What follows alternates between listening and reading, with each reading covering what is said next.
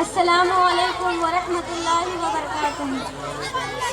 الحمدللہ رب العالمین والصلاة والسلام علی سید الانبیاء والمرسلین محمد وآلہ واصحابہ اجمعین ومن تبعہم بإحسان الی یوم الدین۔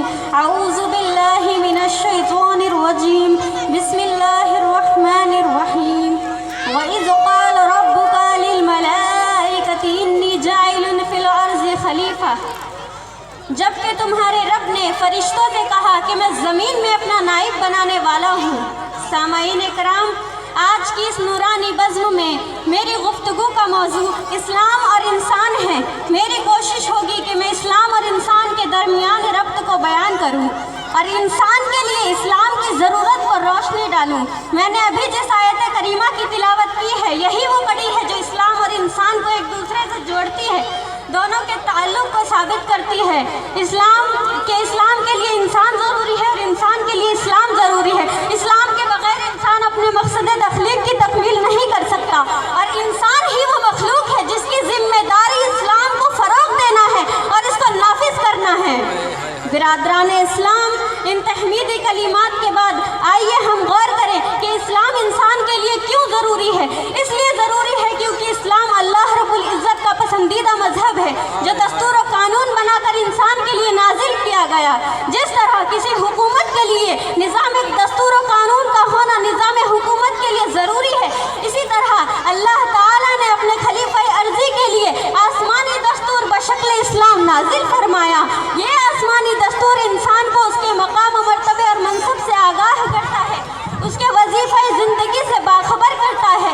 اللہ نے انسان کو کتنا معزز و مکرم بنایا ہے اس کو یاد دلاتا ہے۔ حضرات گرامی، یہ اسلام کا فضل ہے کہ اس نے ایک قطرہ ناپاک سے پیدا ہونے والی مخلوق کو بارگاہ رب العالمین کا مقرب بنا دیا، افضل خلائق بنا دیا۔ اللہ نے انسان کے لیے اس کائنات کو مسخر کر دیا، شمس و قمر، بحر و بر، شجر و حجر اس کے تابع بنا دیا۔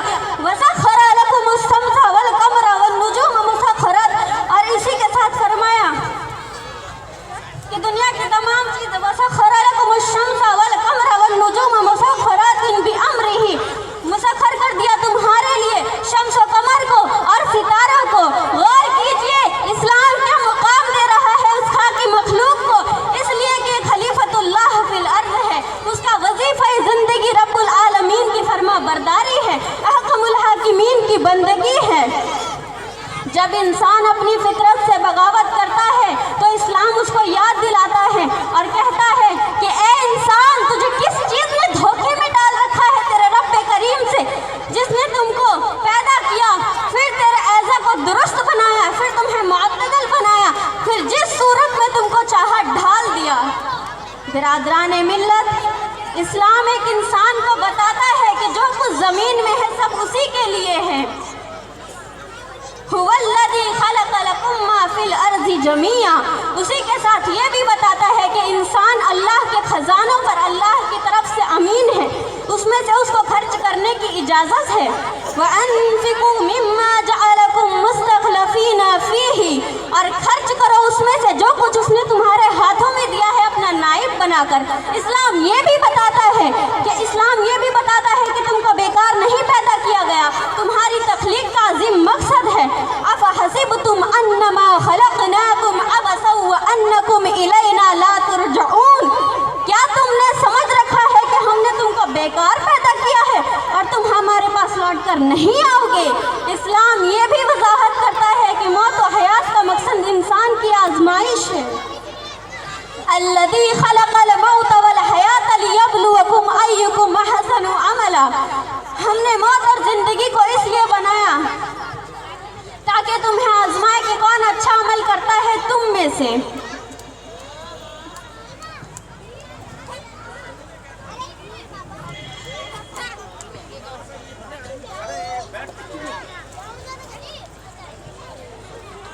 بے شک ہم نے زمین کی چیزوں کو اس لیے بنایا تاکہ ہم تمہیں آزمائے کہ کون اچھا عمل کرتا ہے تم میں سے۔